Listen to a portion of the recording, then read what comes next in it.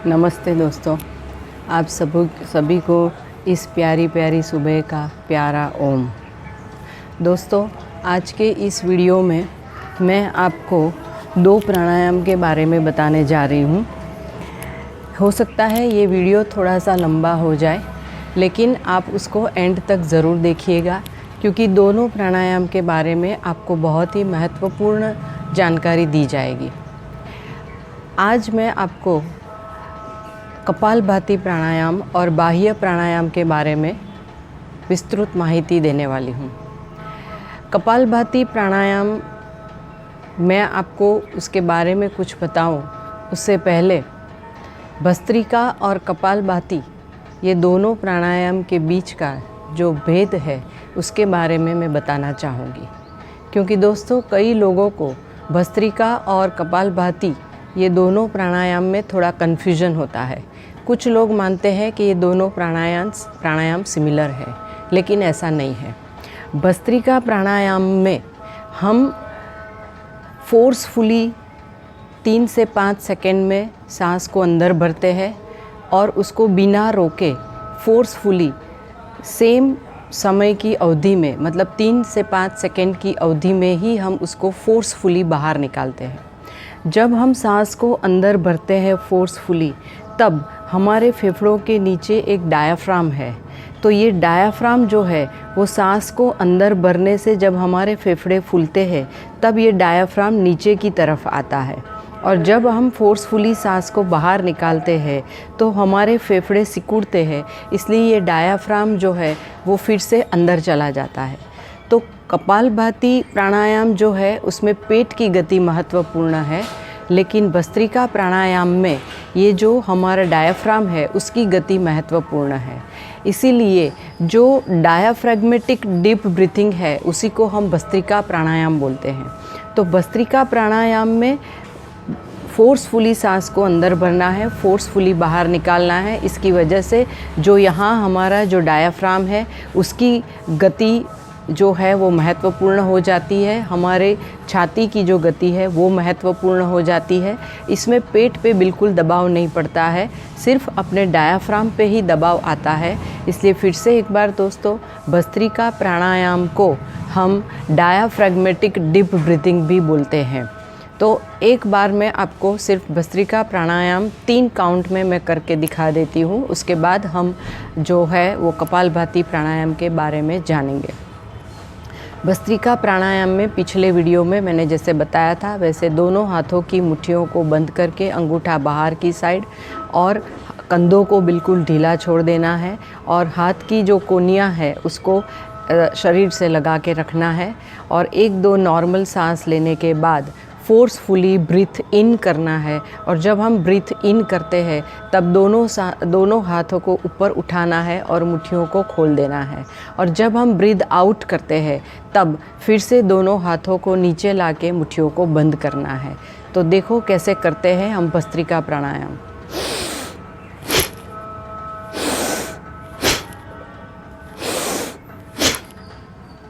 तो इसमें पेट की गति में कोई फ़र्क नहीं पड़ता है। सो ये डायाफ्रैग्मेटिक डीप ब्रीथिंग है भस्त्रिका प्राणायाम। दूसरा एक अंतर है कि भस्त्रिका प्राणायाम में जब हम सांस को अंदर भरते हैं तब एक संकल्प करना है कि हम पूरे ब्रह्मांड की दिव्य शक्ति को और जो ऊर्जा है, पूरे ब्रह्मांड के अंदर जो शुभ तत्व है, जो शांति है, उसको हम अपने शरीर के अंदर भर रहे हैं, और हमारा पूरा ही शरीर दिव्य शक्ति से भर रहा है। ऐसा संकल्प जब हम सांस को अंदर लेते हैं तब करना है। दूसरी बात कि जो भस्त्रिका प्राणायाम है वो हमको कम से कम 5 मिनट तक करना होता है, और ग्रीष्म ऋतु में मतलब गर्मियों के मौसम में ये प्राणायाम हमको बहुत ही कम करना है। एक चीज़ मैंने आपको ये भी बताई थी कि जो लोग कमज़ोर है या बीमार है उनको भस्त्रिका प्राणायाम मंद गति से ही करना होता है। अभी मैं आपको कपालभाति प्राणायाम के बारे में बताऊंगी। कपालभाति प्राणायाम जो है उसको मास्टर प्राणायाम भी बोला जाता है, क्योंकि इस प्राणायाम से अनगिनत लाभ मिलते हैं हमारे शरीर को। कपाल का मतलब होता है हमारा मस्तिष्क, हमारा माथा या सिर, या तो फिर ये जो फोरहेड है, तो ये हमारा कपाल है। भाती मीन्स तेज, आभा। कपालभाति प्राणायाम करने से पूरे चेहरे का तेज बढ़ता है, उसकी आभा बढ़ती है, इसलिए चेहरे का जो सौंदर्य है वो बढ़ता है। दूसरा कि कपालभाति प्राणायाम में जब हम सांस को अंदर भरते हैं तब हमें कोई प्रयास नहीं करना है। जैसे हम अपनी नॉर्मल ब्रीथिंग करते हैं इसी तरह से नॉर्मली ही जितनी सांस को हम अंदर ले सकते हैं इतनी सांस को अंदर भरना है और फिर फोर्सफुली उसको बाहर निकालना है। तो कपालभाति प्राणायाम में सिर्फ जब सांस को हम बाहर निकालते हैं, मतलब जब हम रेचक करते हैं, तभी हमको फोर्सफुली उसको बाहर निकालना है। इसीलिए क्या होगा कि जब हम फोर्सफुली सांस को बाहर निकालेंगे तो पूरा जो दबाव है वो हमारे पेट के ऊपर आता है। सो पेट की गति जो है वो अंदर या बाहर होती है। जब हम सांस को, नॉर्मल सांस को अंदर भरते हैं तब हमारा पेट फूलता है, और जब फोर्सफुली उसको हम बाहर निकालते हैं तब हमारा पेट अंदर जाता है। तो इससे क्या फ़ायदा होता है? कपालभाति प्राणायाम में जो पूरे पेट की गति महत्वपूर्ण है, इसलिए शरीर के ये जो भाग है, इसमें जितने भी अवयव है, जितने भी शरीर के चक्र है, वो सब एक्टिवेट होते हैं। तो अभी मैं आपको शरीर के जो 8 चक्र है उसके बारे में मैं बताना चाहूँगी। सबसे पहला जो चक्र है, जो मूलाधार चक्र है, जो जैसे हम यहाँ बैठे हैं तो ये हमारे जो बिल्कुल मूल में है, यहाँ पर मूल में होता है और ये इनएक्टिव होता है। इसको मूलाधार चक्र बोलते हैं। ये हमारे जो पूरा मल द्वार है, जो हमारे शरीर का जो बेस है, जो स्पाइनल कॉर्ड, जो हमारी करोड़रज्जु जो है उसका जो बेस है, वहाँ पर ये चक्र होता है और ये बिल्कुल इनएक्टिव होता है। सो मूलाधार चक्र जो है वो हमारे शरीर के जो प्रजनन अवयव है उसके साथ जुड़ा होता है। उसके बाद यहाँ पर जो बीच का जो पोर्शन है, मतलब नाभि के नीचे का और मूलाधार चक्र के ऊपर का, ये बीच का जो पोर्शन है जिसको हम स्वादिष्ठान चक्र बोलते हैं। ये जो चक्र है वो हमारी एक्सक्रीटरी सिस्टम, मतलब उत्सर्ग तंत्र के साथ कनेक्टेड है। मतलब यहाँ पर जो हमारी जो किडनीज़ है, फिर जो हमारा आमाशय है, जो हमारा यूरिनरी ब्लैडर है, ये सबसे ये कनेक्टेड होता है। इसके बाद जो हमारी नाभि का पोर्शन है, जो नेवल है, यहाँ पर हमारा मणिपुर चक्र होता है जिसको सोलार प्लेक्सिस बोलते हैं। ये चक्र बहुत ही महत्वपूर्ण चक्र होता है और ये हमारी डाइजेस्टिव सिस्टम से कनेक्टेड होता है। सो हमारी पेट के अंदर जो अवयव है जो डाइजेशन से रिलेटेड है, जैसे कि हमारा जठर है, हमारा जो लीवर है, हमारे जो पैंक्रियाज है, ये सब का कनेक्शन यहाँ पर होता है। ये मणिपुर चक्र जो नाभि के आसपास होता है। इसके बाद थोड़ा अगर हम ऊपर आते हैं तो हमारा जो हृदय है, वहाँ पर हमारा हृदय चक्र होता है। ये हृदय चक्र पूरे बॉडी की जो स्केलेटल सिस्टम है उसके साथ कनेक्टेड है। उसके बाद यहाँ बीच में जो हमारे 2 फेफड़े हैं उसके बीच में यहाँ पर अनाहत चक्र होता है। ये चक्र हमारी बॉडी की सर्कुलेटरी सिस्टम, मतलब हमारा हार्ट, हमारी सारी वेन्स एंड आर्टरीज, इसके साथ ये कनेक्टेड होता है। उसके बाद जो नेक्स्ट चक्र है वो हमारे गले में होता है जिसको हम विशुद्धि चक्र बोलते हैं। ये चक्र रेस्पिरेटरी सिस्टम के साथ जुड़ा हुआ होता है। उसके बाद जो अगला चक्र है वो आज्ञा चक्र है, जो यहाँ हमारे फोरहेड में 2 आँखों के बीच में, जो हमारी 2 आईब्रोज़ है उसके बीच में यहाँ पर होता है आज्ञा चक्र। ये हमारी बॉडी की नर्वस सिस्टम के साथ जुड़ा होता है। एंड जो लास्ट चक्र है जिसको हम सहस्त्रार चक्र बोलते हैं, ये हमारे मस्तिष्क में यहाँ पर होता है। और ये जो चक्र है वो हमारी बॉडी की पूरी एंडोक्राइन सिस्टम के साथ जुड़ा हुआ होता है। सो कपालभाति प्राणायाम जब हम करते हैं तो ना केवल हमारे ये नीचे के 3 चक्र, मूलाधार चक्र, स्वादिष्ठान चक्र और मणिपुर चक्र, ये 3 चक्र तो एक्टिवेट होते ही है, बट उसके साथ साथ ये कपालभाति प्राणायाम का पूरा जो असर है वो मूलाधार से लेके सहस्त्रार चक्र तक हमको मिलता है। उसका प्रभाव ये सब चक्रों के ऊपर पड़ता है। इसकी वजह से जो हमारा पूरा शरीर जो है वो बहुत ही स्वस्थ बनता है, मन बिल्कुल शांत हो जाता है, हमारा जो मस्तिष्क है, जो दिमाग है, हमारा जो हृदय है, हमारे जो लंग्स है, ये सब बहुत ही हेल्दी हो जाते हैं ये प्राणायाम करने से। शरीर के अंदर जो भी जकड़न है वो दूर हो जाती है, शरीर के अंदर जो विकार है वो दूर हो जाती है, नेगेटिविटी दूर हो जाती है। जिनको डायबिटीज़ की तकलीफ़ है उनका डायबिटीज़ बिना दवाइयों के ही कंट्रोल में रहता है, कोलेस्टेरॉल जो है वो कम हो जाता है। शरीर के कोई भी भाग के अंदर अगर कोई गांठ है, कोई ट्यूमर है, तो ये कपालभाति प्राणायाम का नियमित अभ्यास करने से हमेशा हमेशा के लिए दूर हो जाती है। इसके अलावा जो असाध्य बीमारियां हैं जैसे कि कैंसर है, फिर जो एड्स है, हेपेटाइटिस है, ये सारी बीमारियां भी दूर हो जाती है, लेकिन इसका निरंतर अभ्यास करना चाहिए। जिनको सफ़ेद दाग की बीमारी है, सोराइसिस है, ये भी दूर हो जाता है। कफ से रिलेटेड जो भी प्रॉब्लम्स है, जिनको साइनस की प्रॉब्लम है, एलर्जी है, सर्दी है, तो ये सारी प्रॉब्लम्स भी ये प्राणायाम से दूर हो जाती है। और जो लोग अपना वज़न घटाना चाहते हैं तो ये प्राणायाम से शरीर का वज़न भी कम होता है। अगर इसका नियमित अभ्यास आप रोज़ सुबह शाम आधे घंटे तक करो तो शरीर का 4 से 6 किलो तक का वज़न 1 महीने में ही कम हो जाता है। तो वज़न घटाने के लिए भी ये प्राणायाम बहुत ही महत्वपूर्ण है। और जैसे मैंने बताया कि पूरे शरीर को इससे बहुत ही लाभ मिलता है। गले के अंदर मतलब जो थायराइड या तो टॉन्सिल की तकलीफ़ है तो इसमें भी हमको बहुत ही ज़्यादा राहत मिलती है। हाँ, ये प्राणायाम हमको कम से कम 5 मिनट तक करना ही चाहिए। 5 मिनट से कम अगर आप करते हो तो इसका जो चाहिए उतना लाभ हमको नहीं मिलता है।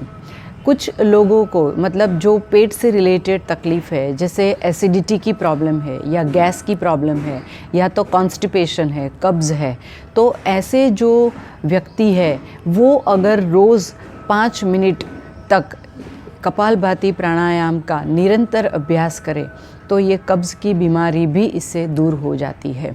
और गैस और एसिडिटी में भी ये बहुत ही फ़ायदाकारक होता है।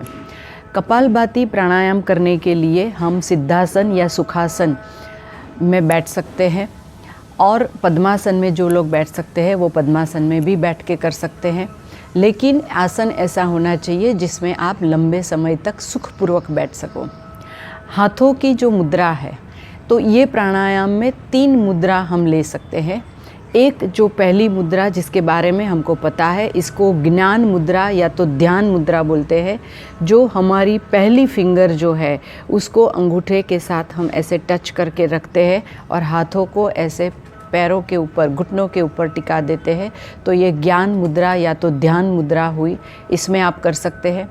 जिनको गैस की तकलीफ़ रहती है वो लोग जो अपनी फर्स्ट फिंगर है उसको अंगूठे से दबा के ऐसी वायु मुद्रा भी ले सकते हैं। वायु मुद्रा लेनी है, फर्स्ट फिंगर जो है उसको अंगूठे से दबा के रखना है और बाकी की 3 उंगलियों को सीधा रखना है। तो ये वायु मुद्रा हुई। जिनको गैस की तकलीफ़ होती है, कब्ज़ की तकलीफ़ है, तो वो लोग ये मुद्रा में बैठ सकते हैं। अगर जो लोग अपना वज़न कम करना चाहते हैं, पेट की चर्बी को कम करना चाहते हैं, तो वो सूर्य मुद्रा में बैठ सकते हैं। सूर्य मुद्रा मतलब अपनी जो रिंग फिंगर है, रिंग फिंगर को अंगूठे के मूल में ऐसा दबाना है और बाकी की 3 उंगलियों को ऐसे सीधा रखना है। तो ये सूर्य मुद्रा हुई। सूर्य मुद्रा जो है उससे शरीर में गर्मी उत्पन्न होती है। सो इसकी वजह से कोलेस्टेरॉल कम होता है। शरीर में से जो ज़्यादा जो एक्स्ट्रा जो फैट है वो इससे रिमूव होती है। जो लोग कमज़ोर है उनको सूर्य मुद्रा में नहीं बैठना चाहिए, और गर्मी की ऋतु में भी सूर्य मुद्रा में नहीं बैठना चाहिए, क्योंकि ये मुद्रा से शरीर में गर्मी उत्पन्न होती है।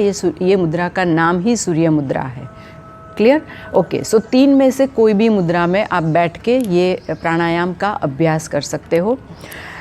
जैसे मैंने बताया कि ये प्राणायाम में जो पेट की गति है वो बहुत ही महत्वपूर्ण गति है। तो 3 चक्र जो है हमारा, जो मूलाधार चक्र, उसके बाद स्वादिष्ठान चक्र और ये जो हमारा मणिपुर चक्र है, जो सोलार प्लेक्सिस है, ये तीनों चक्रों जो है वो बहुत ही एक्टिवेट होते हैं। सोलार प्लेक्सिस ये जो चक्र है वो अगर थोड़ा सा भी डिस्प्लेस हो जाता है तो हमको कब्ज़ या डायरिया जैसी तकलीफ़ हो सकती है। इसलिए ये चक्र को बैलेंस रखना बहुत ही ज़रूरी होता है। हम बाद में इसके बारे में भी डिटेल में बात करेंगे कि ये चक्र को बैलेंस रखने के लिए कौन से आसन कर सकते हैं और कौन से घरेलू इलाज हम कर सकते हैं। ये जो सोलार प्लेक्सिस है, कपालभाति करने से ये जो हमारा जो ये मणिपुर चक्र है, जो नाभि का जो चक्र है, ये एक्टिवेट होता है और ये एक्टिवेट होने से यहाँ पर गर्मी उत्पन्न होती है।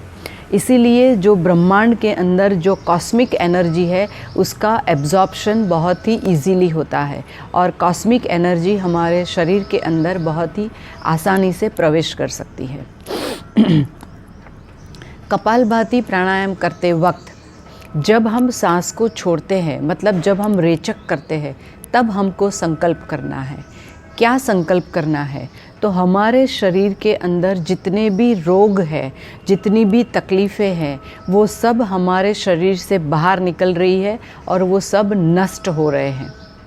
इसके अलावा हमारे शरीर के अंदर जो दोष है, हमारे मन के अंदर जो विकार है, जैसे ईर्ष्या है, क्रोध है, राग है, द्वेष है, ये अहंकार जो है, ये सब भी हमारे शरीर से बाहर निकल रहे हैं। इन सब का नष्ट हो रहा है और हमारा शरीर और मन दोनों ही एकदम शांत हो रहे हैं। ऐसा संकल्प हमको रेचक करते वक्त करना है, क्योंकि ये प्राणायाम में हमारा रेचक महत्वपूर्ण है। रेचक लंबा होता है, जो पूरक है वो सामान्य साधारण सांस होती है। तो आइए अभी हम शुरू करते हैं कपालभाति प्राणायाम। सबसे पहले 2-3 लंबी गहरी सांस लेके हम 3 बार ओमकार करेंगे, मतलब उद्गीत प्राणायाम करेंगे। मन को और शरीर को शांत करेंगे और कपालभाति प्राणायाम के लिए उसको तैयार करेंगे।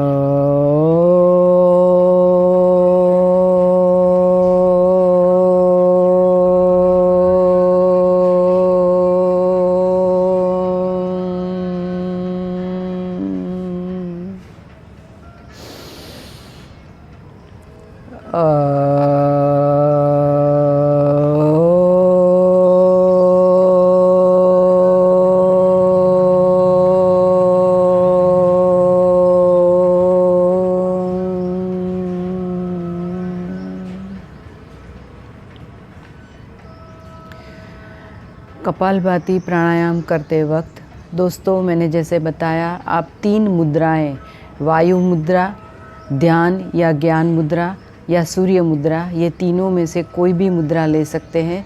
अगर कोई साधक ये 3 मुद्रा नहीं लेना चाहता है और अपने हाथों को घुटनों पे इस तरह से टिकाना चाहता है तो भी वो कर सकता है। ये इसलिए कि ये प्राणायाम में हम फोर्सफुली सांस को बाहर निकालते हैं तो कुछ साधकों को तकलीफ़ हो सकती है। इसलिए इस तरह से भी हाथ रख के भी आप कपालभाति प्राणायाम का अभ्यास कर सकते हैं। ओके, तो आइए शुरू करते हैं कपालभाति प्राणायाम। मैंने वायु मुद्रा में दोनों हाथों को रखा है।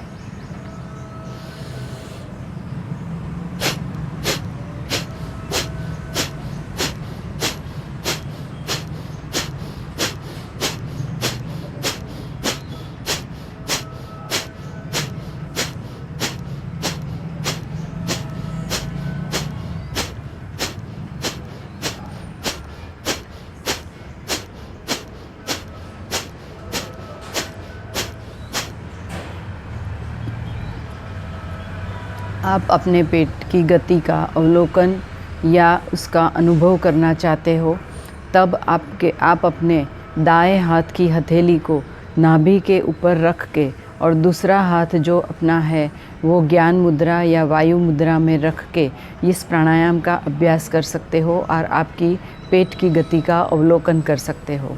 एक और बात, ये प्राणायाम करते वक्त आपका चेहरा जो है वो बिल्कुल शांत होना चाहिए। चेहरे के ऊपर मतलब ये जो आपकी आईब्रोज है या जो नाक है या आँखें जो है उसके ऊपर कोई दबाव नहीं आना चाहिए, बिल्कुल शांत चेहरा होना चाहिए। एक बार फिर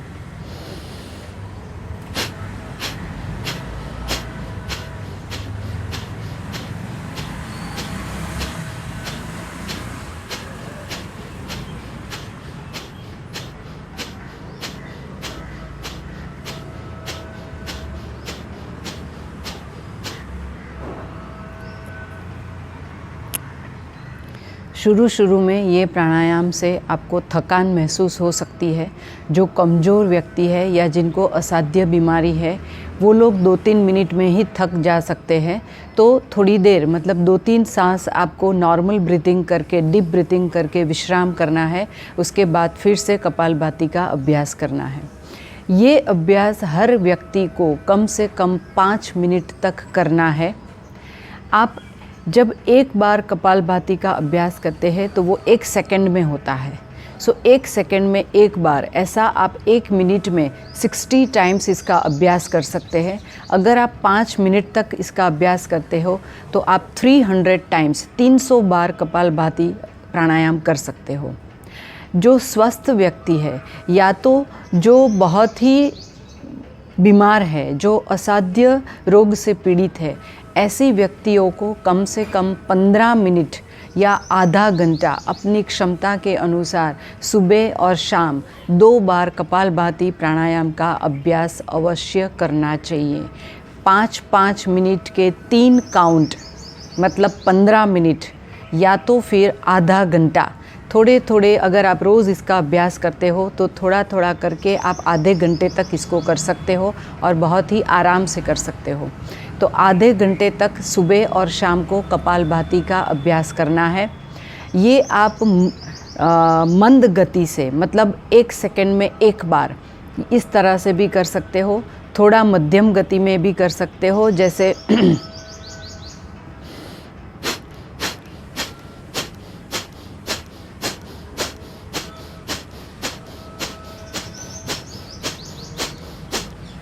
ऐसा थोड़ा स्पीड में भी कर सकते हो या फिर थोड़ा तीव्र गति से। जो लोग युवा है, जो लोग स्वस्थ है, वो तीव्र गति से भी कर सकते हैं। जैसे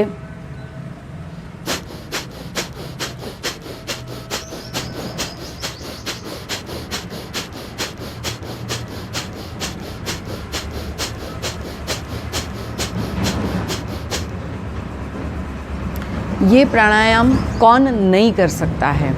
तो ऐसा बिल्कुल भी नहीं है कि कोई भी व्यक्ति ये प्राणायाम नहीं कर सकती है। हर कोई इसको कर सकता है। सिर्फ ये ध्यान रखना है कि जो गर्भवती महिला है या महिलाओं को जब मासिक का समय होता है तो उस दौरान उनको ये प्राणायाम जो है वो नहीं करना चाहिए या तो फिर बिल्कुल मंद गति से करना चाहिए। जिन लोगों के शरीर में कोई सर्जरी हुई है, शरीर के कोई भी भाग में किसी भी प्रकार की सर्जरी हुई है, तो उन लोगों को 4 से 6 महीने तक ये प्राणायाम का अभ्यास नहीं करना चाहिए। उसके बाद धीरे धीरे मंद गति से आप इस प्राणायाम की शुरुआत कर सकते हो।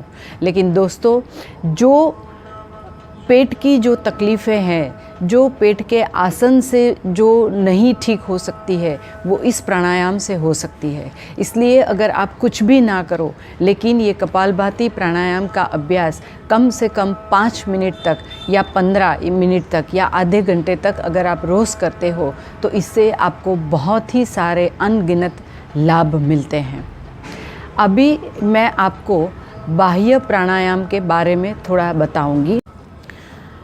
बाह्य प्राणायाम ये भी एक बहुत ही इम्पॉर्टेंट प्राणायाम है। इस प्राणायाम में हम पूरक करते हैं, मतलब एक नॉर्मल लंबी गहरी सांस लेते हैं। उसके बाद तुरंत ही रेचक करते हैं, मतलब पूरी सांस को हम फोर्सफुली बाहर निकाल देते हैं और उस सांस को बाहर ही रोक के हम कुंभक करते हैं, जिसको हम बाह्य कुंभक बोलते हैं। इसीलिए इस प्राणायाम का नाम है बाह्य प्राणायाम। हम अपनी पूरी सांस को बाहर निकाल देते हैं और उसको बाहर ही रोक के रखते हैं अपनी क्षमता के अनुसार। लेकिन जब हम सांस को बाहर निकालते हैं उसके साथ साथ हमको 3 बंद लगाने होते हैं। तो दोस्तों, पहले मैं आपको ये 3 बंद के बारे में बता दूं। पहला बंद जो होता है वो मूल बंद होता है। मूल बंद मतलब जो हमारा मल द्वार है और जो हमारा मूत्र द्वार है उसको हमें संकुचित करके ऊपर उठाना है, तो इसको हम मूल बंद बोलते हैं। एक बार फिर, जो हमारा मल द्वार है और मूत्र द्वार है उसको संकुचित करके उसको ऊपर उठाना है, तो ये मूल बंद हुआ। उसके बाद हम पूरे पेट को अंदर की तरफ खींचते हैं, मतलब जैसे हमारा पेट जो है वो हमारी पीठ के साथ ऐसे चिपक गया है, इस तरह से हम पूरे पेट को अंदर की तरफ खींचते हैं। इसको हम उड्डयन बंद बोलते हैं। और तीसरा बंद होता है जो जहाँ हम ये अपनी थोड़ी जो है उसको अपना ये कंठकूप जो है इसके अंदर लगा देते हैं, इसके अंदर टिका देते हैं। इसको हम जालंधर बंद बोलते हैं। तो बाह्य प्राणायाम में जब हम रेचक करते हैं, पूरी सांस को बाहर निकाल देते हैं, उसके बाद सांस को बाहर ही रोक के हमको एक के बाद एक 3 बंद लगाने हैं। पहले मूल बंद, उसके बाद उड्डयन बंद, उसके बाद जालंधर बंद। इसको त्रिबंद बोलते हैं और इसको महाबंद भी बोलते हैं। जब 3 बंद को हम साथ में लगाते हैं तो इसको महाबंद भी बोला जाता है। ये प्राणायाम से हमको क्या लाभ होता है?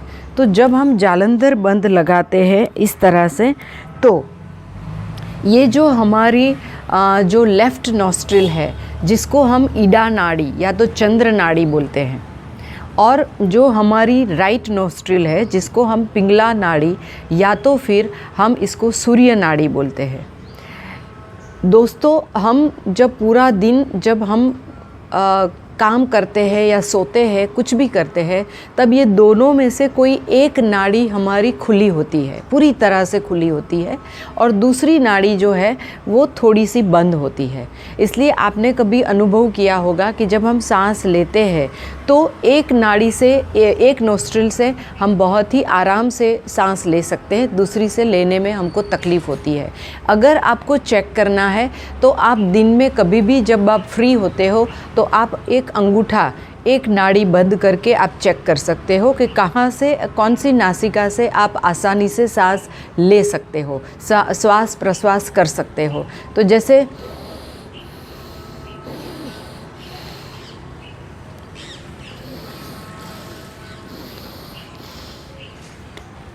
इस तरह से आप चेक कर सकते हो कि आपकी कौन सी नाड़ी खुली है और कौन सी थोड़ी सी बंद है। तो ये ईडा और पिंगड़ा के बारे में हुआ, जो हमारे दिन के दौरान ये दोनों नाड़ी बारी बारी खुलती है या बंद होती है, और कभी कभी दोनों ही नाड़ियाँ खुली होती है। लेकिन जो तीसरी नाड़ी जो है हमारी, जो सुषुम्ना नाड़ी है, जो बहुत ही महत्वपूर्ण नाड़ी है, जो हमारी करोड़रज्जु के पास होती है, स्पाइनल कॉर्ड, मस्तिष्क से लेके स्पाइनल कॉर्ड तक जो होती है सुषुम्ना नाड़ी, ये नाड़ी हमेशा सुषुप्त अवस्था में होती है, मतलब सोई हुई होती है।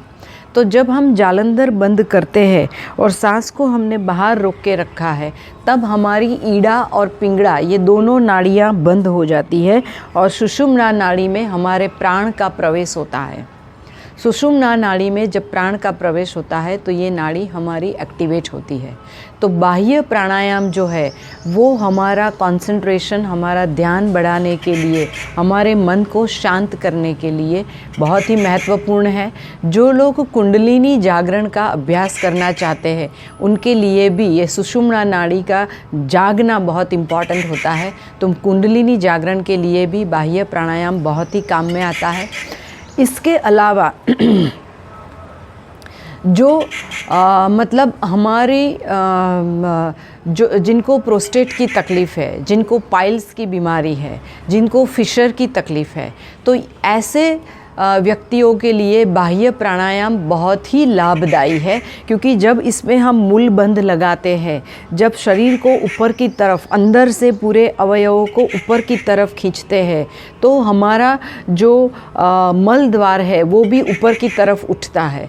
तो पाइल्स की तकलीफ़ में या फिशर की तकलीफ़ में इससे बहुत ही लाभ होता है। तो जो लोग ये बीमारियों से पीड़ित है, उनको बाह्य प्राणायाम रोज़ करना चाहिए, 10 से 11 बार करना चाहिए। दूसरी बात कि महिलाओं को जनरली कुछ एज के बाद या आफ्टर डिलीवरी उनको अति मूत्र की तकलीफ़ होती है, मतलब उनका यूरिनेशन पे कोई कंट्रोल नहीं रहता है। तो इस केस में भी बाह्य प्राणायाम से बहुत ही लाभ मिलता है। तो महिलाओं को जिनको अति मूत्र की तकलीफ़ है या पुरुषों को भी है, तो उनको भी ये प्राणायाम का अभ्यास कम से कम 10 से 11 बार रोज़ करना चाहिए। और ये प्राणायाम जनरली हम कपालभाति प्राणायाम के तुरंत बाद करते हैं। इस प्राणायाम में जब एक बार आप बाह्य प्राणायाम करते हो, उसके बाद जब आप सांस भरते हो तो तुरंत ही दूसरी बार बाह्य प्राणायाम करना है। लेकिन अगर आप नहीं कर पाते हो, शुरू में आपको थकान महसूस होती है, तो एक बार बाह्य प्राणायाम करने के बाद 1-2 नॉर्मल ब्रीदिंग करने के बाद फिर से आप बाह्य प्राणायाम का अभ्यास कर सकते हो। इस तरह से आप 10 से 11 बार इसका अभ्यास कर सकते हो। तो आइए मैं अभी आपको बताऊं कि बाह्य प्राणायाम किस तरह से किया जाता है। आप सिद्धासन या सुखासन या पद्मासन में बैठ सकते हो। ध्यान मुद्रा या वायु मुद्रा में आप अपना हाथ रख सकते हो, या तो इस तरह से भी रख सकते हो, क्योंकि इसमें आपको शरीर को ऊपर उठाना है, तो आपको प्रयासपूर्वक शरीर को ऊपर उठाना है, आपको अपने बल का प्रयोग करना है, इसलिए आप इस तरह से भी हाथ रख सकते हो। पहले पूरक करना है, उसके बाद रेचक, पूरी सांस को बाहर निकाल देना है। उसके बाद धीरे धीरे 3 बंद को लगाना है और सांस को बाहर ही रोक के रखना है, और मन ही मन मानसिक काउंटिंग करना है, 1 2 3 4। आप जितनी काउंट तक अपनी सांस को बाहर रोक के रख सकते हो तब तक रोकना है। जब आपको सांस भरने की आवश्यकता लगे तब रिवर्स ऑर्डर में तीनों बंद को खोलना है। मतलब पहले जालंधर बंद को खोलेंगे, उसके बाद उड्डयन बंद को खोलेंगे, उसके बाद मूल बंद को खोलेंगे, और उसके बाद ही पूरक करना है। आया समझ में? जब आप रेचक करते हो और उसके बाद जब 3 बंद लगाते हो तो नीचे से ऊपर की तरफ जाना है, मूल बंद, उड्डयन बंद, जालंधर बंद। लेकिन जब आप पूरक करते हो, जालंधर बंद खोलना है, उसके बाद उड्डयन बंद खोलना है, उसके बाद मूल बंद को खोलना है। ठीक है? तो ये प्राणायाम भी किनको नहीं करना चाहिए? तो जो गर्भवती महिला है उनको ये प्राणायाम नहीं करना है। और जब महिलाओं में जब मासिक का समय चलता है तो वो 4-5 दिन ये प्राणायाम का अभ्यास बिल्कुल नहीं करना है। और जिनको शरीर में किसी भी तरह का ऑपरेशन, किसी भी तरह की सर्जरी की गई है, उनको भी ये प्राणायाम नहीं करना है। ठीक है? तो देखिए अभी करते हैं बाह्य प्राणायाम।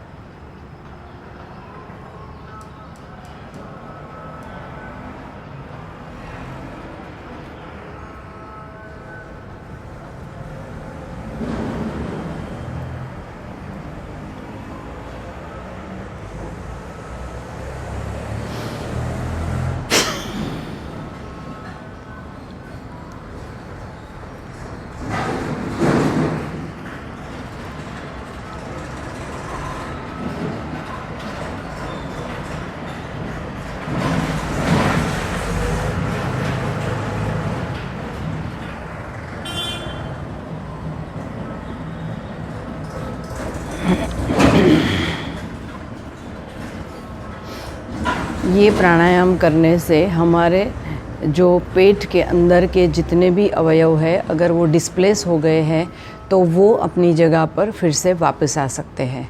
तो ये प्राणायाम से बहुत ही ज़्यादा लाभ होता है। दोस्तों, आपको मेरा ये वीडियो बहुत ही पसंद आया होगा और आज जो मैंने तीनों प्राणायाम के जो करते वक्त जो भी हमको सावधानी बरतनी चाहिए, उसे जो फ़ायदा होता है और उसका जो अवधि है, मतलब कितने समय के लिए करना चाहिए, ये सब के बारे में मैंने आपको जानकारी दी। आपका मुझे बहुत ही ज़्यादा सपोर्ट मिल रहा है और इसी की वजह से मुझे प्रेरणा भी मिलती है और मैं अच्छे से अच्छे वीडियो बनाने की कोशिश करती हूँ। फिर भी दोस्तों, अगर आपका कोई सजेशन है, सुझाव है या तो आपकी कोई आवश्यकता है, डिमांड है, तो वो भी आप मुझे बताते जाइएगा। मेरे वीडियो के अंदर आप कमेंट्स में लिखते जाइएगा, तो फिर आपकी आवश्यकता के अनुसार मैं अपने अगले वीडियो जो है उसमें कोई भी सुधार करना है तो वो मैं कर सकती हूँ। और या कोई आपकी जो डिमांड है उसके अनुसार अगर कोई वीडियो बनाना है तो वो भी मैं बना सकती हूँ। तो आपका जो सहयोग है वो मेरे लिए अति महत्वपूर्ण है। तो आज के लिए हम इतना ही करते हैं। अभी मेरा जो अगला वीडियो आएगा उसमें मैं उज्जयी प्राणायाम के बारे में विस्तृत जानकारी के साथ आपके समक्ष हाजिर हो जाऊंगी। सो आप सभी को ओम नमस्कार।